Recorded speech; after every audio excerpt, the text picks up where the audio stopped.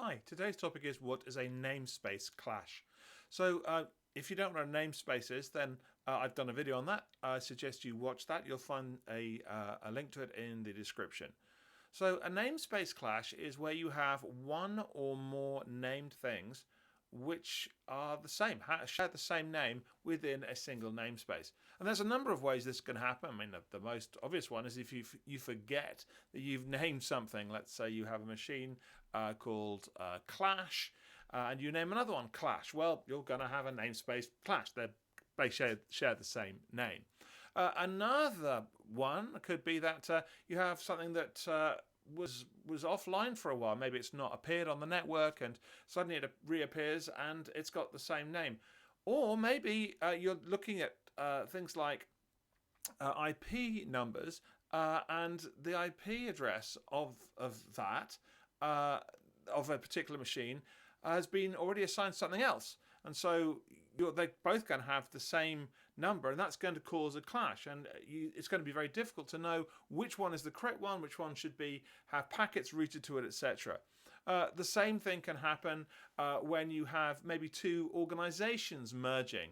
Maybe you have two Jonathan Smiths, one in the first company and the second company, and maybe that's okay for sort of HR, but maybe they end up with the same email address, and that's going to cause no ends of problems. And I've certainly seen that sort of thing in organisations before, where you say sort of Mike B for Mike Bursell, but you have Mike Brown or Mike Brownlow or whatever. Then you have all sorts of problems, and this can be namespace clashes can be a surprise, and they can be difficult to work out what's going on, because you think you're doing the right thing, you think you're talking to the right machine, or you think you're putting something into the right variable, and things are not happening as you expect.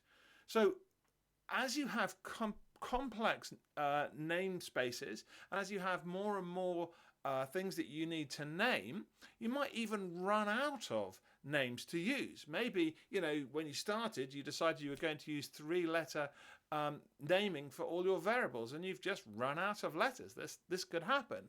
And we've seen problems with IP space running out as well. So a namespace clash is a tricky thing to sort out, particularly tricky to work out that that's what the problem that's happening.